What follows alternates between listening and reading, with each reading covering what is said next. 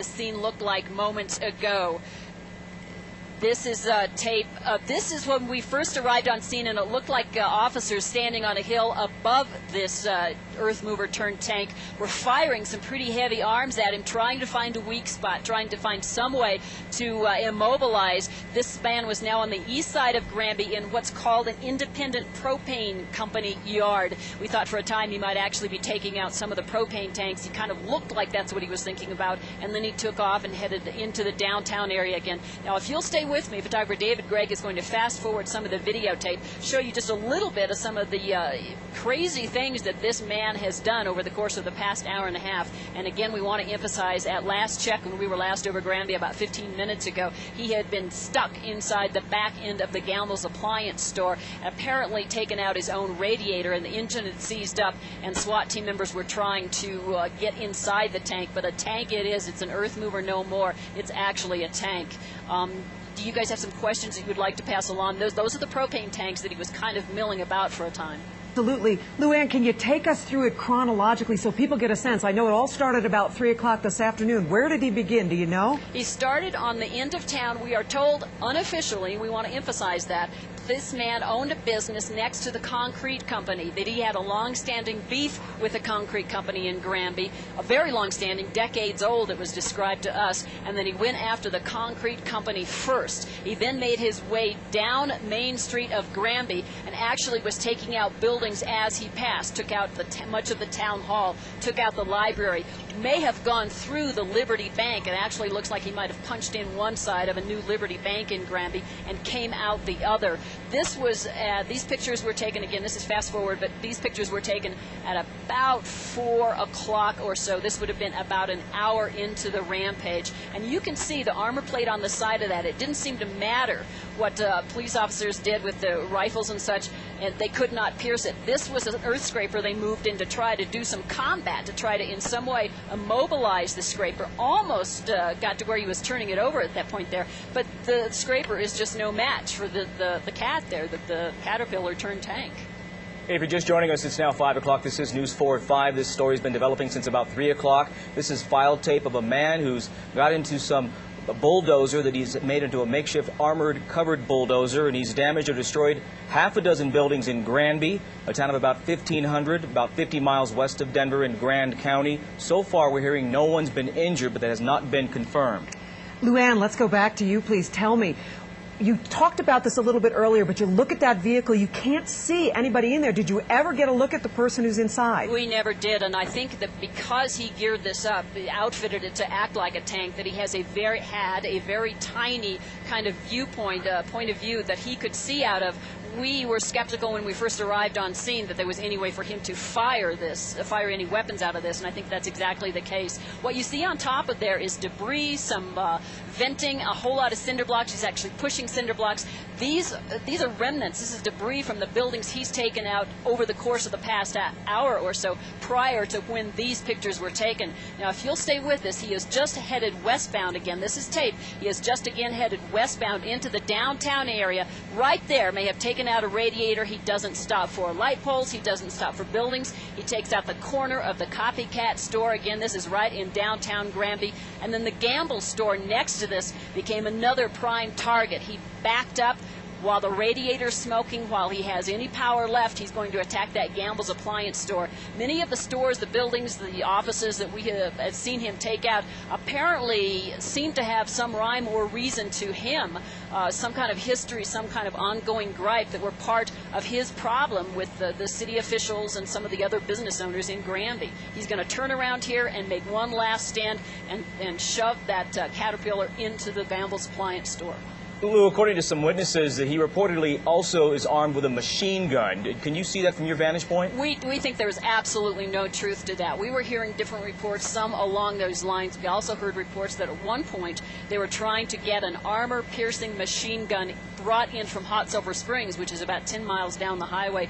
That apparently was their thought as to what their only hope was as to how to stop this man. But he actually ended up stopping himself. You can see now that long stream of wet pavement there. That That's the radiator. Apparently took out the hose or some other part of a radiator underneath his Caterpillar, and he is going to make one last stand, go over the curb, and start punching his way into the Gamble store and into the back of that. When we left the area of Granby about 20 minutes ago, he had wedged himself in the back end of this store, and apparently had taken out the radiator, and he'd become immobilized, and we had SWAT team members trying to figure out how to get inside the Caterpillar. And is that where it stands right now, Lou? Have they gotten inside? Do you know? We don't know. We haven't been able to communicate with our crew on the ground up here. You can see he just is deliberate and determined, and nothing will stop him except his own equipment. What we're going to do, if you can stay with me now, he's going to make one last stand here. We're going to fast forward again and show you how far he gets, and then we'll take it up to where we actually have members of the Grant County SWAT team, the Sheriff's Office SWAT team,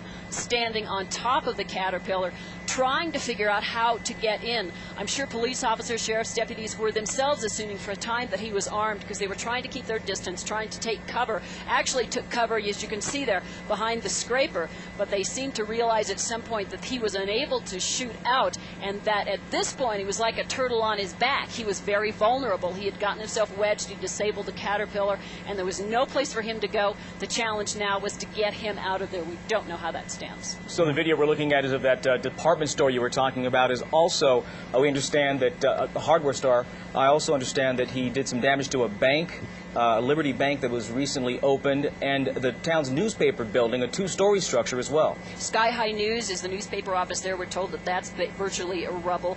We heard from Terry Hurdle on News 4 earlier, and she owns an antique gun shop, black powder gun shop, at the other end of the store, and she said that somebody came running in and told her to run out because it looked like this man earlier was making a beeline for their store and then turned and went elsewhere. Yeah, it seems, again, as we talked about earlier, that it was very systematic, that he was picking and choosing where he was going. He was very deliberate in his choices. Yeah, there may well have been a method to his madness, which is probably a good way to look at it right now. Pilot Mike Silva, photographer David Gregg, and I have taken a poll. We've been flying collectively about 70 years in this market. We've never seen anything like this. Yeah.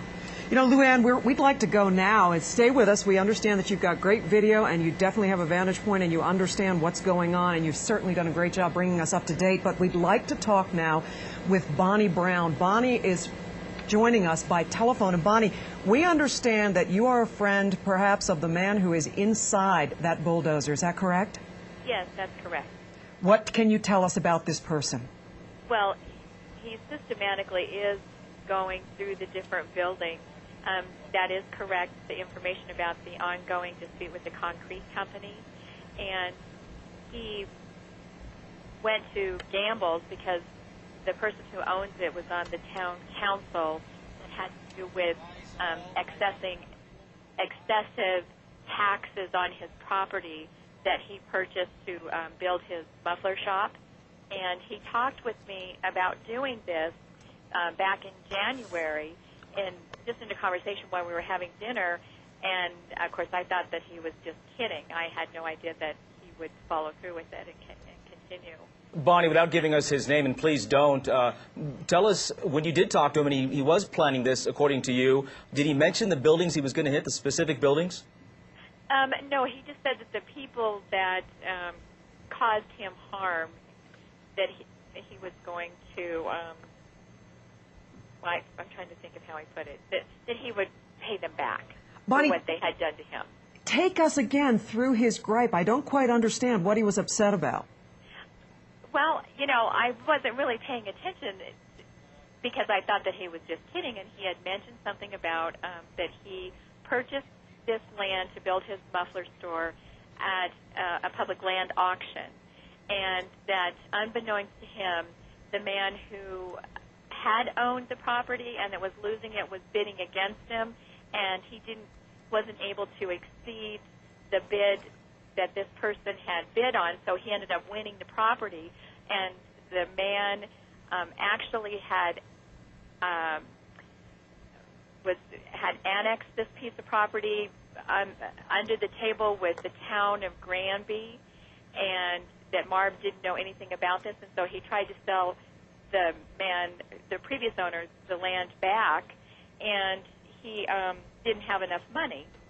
And so then when Marv was trying to develop this property, Bonnie, let's jump in here. Let's be careful not to say names because obviously this person is not considered, he's a suspect. He hasn't been identified. Exactly. Yeah. So he's still inside, we understand. Tell me about this vehicle. Did he actually say he was going to take a bulldozer and armor it?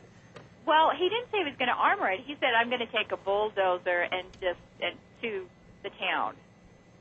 And did he say specific buildings, specific businesses? No, because I didn't know the people that were involved. He just said that it was the town council members, and so I'm assuming that he would just be, because several of the buildings that were taken out had to do something part to do with this land transaction and the taxes that were levied upon him, and he said that it cost him